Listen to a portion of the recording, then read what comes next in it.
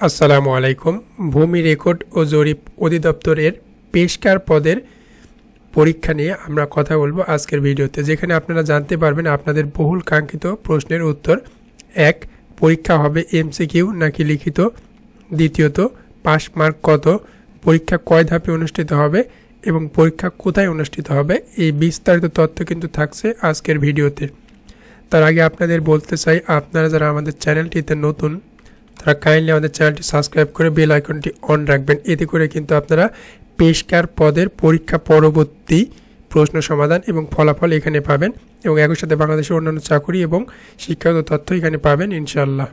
তো চলুন ফিরে আসা যাক মূল ভিডিওতে। যে 4টি প্রশ্ন আপনারা জানতে চেয়েছেন বা জানাতে ইচ্ছুক, সেটা নিয়ে কিন্তু সাজানো ভিডিওটি। প্রথমে আমরা জেনে নেব পরীক্ষা হবে এমসিকিউ নাকি লিখিত। চলুন জানা যাক। আপনারা ভূমি রেকর্ড ও জরিপ অধিদপ্তরের একটি নোটিশে দেখতে পাচ্ছেন যে আপনার 14/3/2024 তারিখে যে নিয়োগ বিজ্ঞপ্তিটা প্রকাশ করা হয়েছিল পেশকার পদে, তার জনবল নিয়োগের লক্ষ্যে কিন্তু প্রাথমিক বাছাই এমসিকিউ পরীক্ষা অনুষ্ঠিত হবে।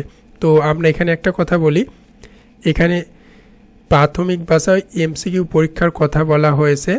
এক্ষেত্রে আশা করা যাচ্ছে প্রথম ধাপে এমসিকিউ পরীক্ষায় অনুষ্ঠিত হবে। অনেক পরীক্ষাতে যেগুলো আপনার শুধুমাত্র আপনার 2টি ধাপে পরীক্ষা অনুষ্ঠিত হয়, অর্থাৎ এমসিকিউ এবং মৌখিক, সেখানে কিন্তু উল্লেখ করা থাকে যে লিখিত পরীক্ষা এমসিকিউ টাইপ প্রশ্নপত্রে অনুষ্ঠিত হবে। এক্ষেত্রে বা এভাবে লেখা থাকলে সেটা কিন্তু আপনার 2টি ধাপে পরীক্ষা গ্রহণ করা হয় এবং সেটা সম্পূর্ণ হয়ে যায়। তো এক্ষেত্রে আমরা বলতে চাচ্ছি, এখানে যেহেতু লেখা আছে প্রাথমিক বাছাই এমসিকিউ পরীক্ষা, তো আশা করা যাচ্ছে আপনাদের প্রথম ধাপে অনুষ্ঠিত হবে এমসিকিউ পরীক্ষা এবং পরবর্তী ধাপে লিখিত পরীক্ষা হওয়ার সম্ভাবনা কিন্তু 90% রয়েছে। দ্বিতীয় প্রশ্নে আসি, যেটা আপনারা অনেকেই প্রশ্ন করে থাকেন, সেটা হচ্ছে পাস মার্ক কত। আসলে এই পরীক্ষা আপনার প্রাইমারি অথবা আপনার নিবন্ধন পরীক্ষার মতো পাস মার্ক নেই আলাদাভাবে যে এত নাম্বার পেলে আপনি পাস করবেন, ঠিক আছে। তো এখানে যেটা থাকে কাট মার্ক, সেটাকেও আমরা পাস মার্ক হিসাবে ধরতে পারি। অর্থাৎ প্রশ্ন হচ্ছে পরবর্তী ধাপের অর্থাৎ এমসিকিউ যে পরীক্ষাটা হবে, এই পরীক্ষাতে আপনি কত পেলে উত্তীর্ণ হবেন এবং পরবর্তী ধাপে উন্নীত হবেন। সেক্ষেত্রে বলা যায় আপনাদের পরীক্ষাটি হবে আশা করা যাচ্ছে 70 মার্কের মধ্যে। তো 70 মার্ক যদি পরীক্ষা হয়, সেক্ষেত্রে আপনাদের এই পেশকার পদে আপনাদের শূন্যপদ সংখ্যা রয়েছে 378টি এবং আবেদন করেছে প্রায় আপনার 1 লাখের মতো।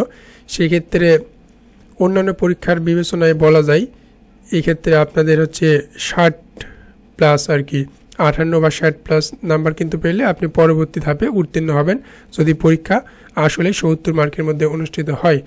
তো আরেকটি প্রশ্ন যেটা 3 নম্বর, সেটা হচ্ছে পরীক্ষা কয় ধাপে অনুষ্ঠিত হবে। তো এই পর্যায়ে আমরা বলতে চাচ্ছি যে পরীক্ষা আপনাদের স্বাভাবিকভাবে 3 ধাপে অনুষ্ঠিত হওয়ার সমীহ সম্ভাবনা রয়েছে, যেখানে প্রথম ধাপে এমসিকিউ, দ্বিতীয় ধাপে লিখিত এবং তৃতীয় ধাপে মৌখিক পরীক্ষা অনুষ্ঠিত হবে। এবার সর্বশেষ প্রশ্ন, পরীক্ষা কোথায় হবে। তো আপনারা ইতোমধ্যেই জেনেছেন, তারপর আপনাদের উদ্দেশ্যে জানাচ্ছি এই পরীক্ষাটি কিন্তু অনুষ্ঠিত হবে ঢাকাতে। আপনারা কেন্দ্রের নাম দেখতে পাচ্ছেন, এখানে কেন্দ্রের নাম কিন্তু সুন্দরভাবে বলা হয়েছে। আগামী 28 নভেম্বর শুক্রবার সকাল 10টা হতে বেলা 11টা পর্যন্ত ঢাকার এইগুলা আপনার কি বলবো কেন্দ্রতে কিন্তু পরীক্ষা অনুষ্ঠিত হবে। অর্থাৎ আপনারা যেখান থেকে আবেদন করুন না কেন, পরীক্ষা কিন্তু আপনাদের ঢাকাতেই অনুষ্ঠিত হচ্ছে। তো এই ছিল আজকের ভিডিও। আপনাদের কোনো কোশ্চেন থাকলে সেটা অবশ্যই কমেন্ট করে জানাবেন, আমরা রিপ্লাই করবো ইনশাআল্লাহ। ভিডিওটি ভালো লেগে থাকলে অবশ্যই লাইক, কমেন্ট, শেয়ার করুন। একই সাথে চ্যানেলটি সাবস্ক্রাইব করতে ভুলবেন না, কেননা এই ভূমি রেকর্ড ও জরিপ অধিদপ্তরের পেশকার পদের পরীক্ষা পরবর্তী প্রশ্ন সমাধান এবং ফলাফল কিন্তু এই চ্যানেলে আপনি পাবেন ইনশাআল্লাহ।